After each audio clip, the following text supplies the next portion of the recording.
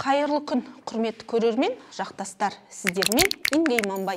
Бас прокуратура мәжілісте есеп беріп, қаңтар қырғынын ұйымдастырған Кәрім Мәсімов деп мәлімдеді. Қазақстанның түрлі қалаларында халық қаңтар құрбандарын еске алды. Алматыдағы Тәуелсіздік алаңында қоғам белсенділері қаңтар туралы қарар қабылдап, билікке талап қойды. Ол талаптары Назарбаевтар әулетімен қаңтар күндері билікте отырған жоғары лауазымды иелерін жауапқа тарту. Ескертусіз оқ атуға бұйрық берген Тоқаевқа импичмент жариялау. Ұжымдық қауіпсіздік және ынтымақтастық ОДКБ құрамынан шығу. Мен өзім де қатысқан митингтің бұл талаптары дұрыс әрі орындалу керек деп санаймын. Митингке Демпартияның бірнеше белгілі белсенділері қатыса алмай қалды. Полиция таң ата үйлерінен алып кеткен. Заңсыз іс-әрекет. Ал сорақысы Абзал Достияровты 4 жасар қызымен бірге қамап тастағандары масқара, ұятсыздық, қатыгездік. Бір жыл бұрын 4 жасар Айкөркемді атып тастағандар тағы да 4 жасар қыздарымен алысып кетті. Иттен де ұят кеткен заман болды. Бұл бала құқын өрескел бұзу. Олар әкесін ғана емес, ешқандай да кінәсі жоқ, тіпті болуы да мүмкін емес, сәбидің бостандығын шектеді. Бұл қылмыстарын мемлекеттің атынан істеп отыр. Балалар құқын қорғау туралы заңда не істелсе де баланың мүддесі барынша қорғалуы тиіс. Баланың мүддесі бірінші кезекте деп анық жазылған. Жарайды, Абзал биліктің қытығына тиетін митингке шықпақ болсын. Ал 4 жасар сәбидің не кінәсі бар? Ол митингтің не екенінде білмейтін бала емес пе? Баланың үрей ұшқаны анық. Енді кекештеніп, бойын билеген үрей кетпей ойса ше, кім жауап береді? Біздің талабымыз бұл инцидент толығымен тексеріліп, кеше Абзалға жабылып, заңсыз алып кеткендер, 4 жасар сәбиді қамауға алғандар қатаң жауапкершілікке тартылуы тиіс. Полиция осылайша заңсыздықтың шегіне шығып, қоғам түрлі алаңдарда әділ тергеуді талап етіп жатқанда, бас прокурор мәжілісте билікті ақтап алуға тырысып жатты. Сонымен билік Кәрім Мәсімовті қаңтар көтерілісін ұйымдастырған басты кінәлі деп мәлімдеді. Оның артында тағы да 18 адам тұр дейді кеше мәжілісте қаңтар ісі бойынша есеп бере сөйлеген бас прокурор Берік Асылов.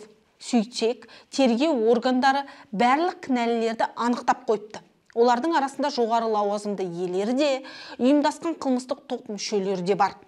Тәртіпсіздіктерді ұйымдастырғандар жиналатын орын ретінде Алматы арена мен Халық арена маңын таңдаған екен.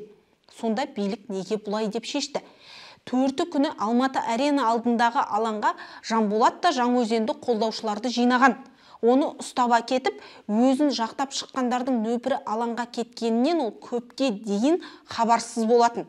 Ол туралы менен естіп, түн жарымы ауғанда алаңға келіп, таңға жүргенінде алаңда бейбіт халық қана тұрған. Бірде-бір тәртіпсіздікті өз көзімізбен көрген жоқпыз. Тәртіпсіздіктер де, алғашқы қатыгездік те 5 күні басталды. Біз алаңда тұрмыз деп белсенділер хабарласып, үйден келіп, Жанболат басынан соқ қалды. Өлім аузынан қайтты. 8 ай қамауда ұстап, нақты айыпта тағалмады. Енді билік Алматы аренаның маңында басталған митингті мемлекеттік төңкеріс ұйымдастырушылар мыс дегендермен байланыстырғысы келіп отыр. Бұл Жанболатты қалай болса да осы мәселеге іліктіріп кетудің амалы ма, әлде оның атына күйе жаға кету ме?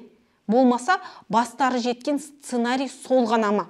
Әйтеуір биліктің бір тырнағы ішінде. Берік Асылов бейбіт халыққа қарсы алғашқы оқтың 5 қаңтар күні атылғаны мойындады. Өйткені қазір бұлар Тоқаевты ақтап алуға кірісіп кеткен. Жоғарыдан түсетін ешқандай да бұйрықсыз оқ ату құқы заңда бекітілген көрінеді.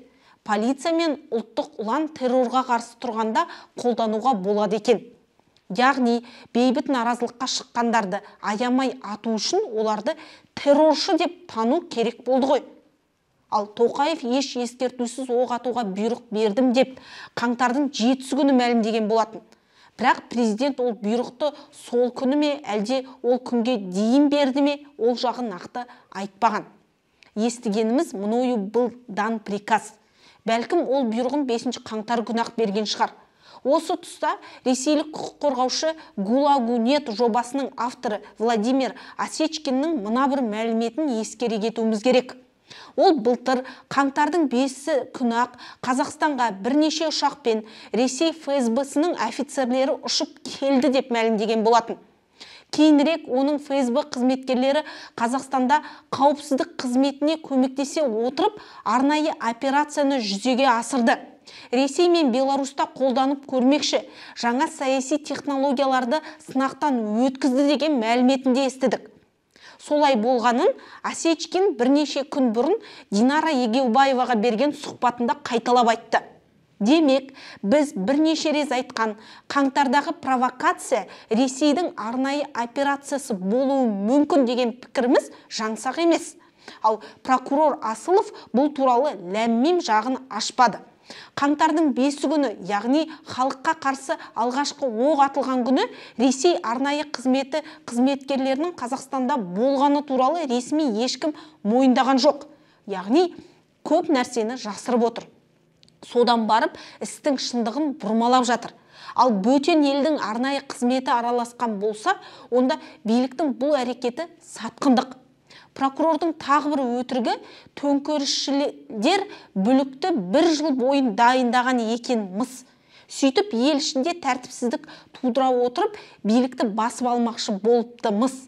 Газ бағасының қымбаттап, елдің наразылыққа шыққаны оңтайлы сылтау бола кетіпті. Бұл не жалғандық? Өздерінің түкке жарамсыз екенін, шарасыздығын мойындағаны ма? Әлде Тоқаевқа төнген қауіпті қоюлата түскендері ме? Прокурорды тыңдасаң, былтыр қаңтарда зардап шеккен Тоқаев қана сияқты. Билігіне де, өміріне де қауіп төнген сол екен. Төңкерісшілердің ондай ойлары болса, бар қырғынды Тоқаев отырған Астанада неге жасамады? Неге негізгі қырғын Қазақ қалың оңтүстік пен батыстағы қалаларда болды? Шынын айтсам, прокурордың бірде-бір сөзіне сенгім жоқ. Өйткені тергеудің қалай жүргенін білеміз.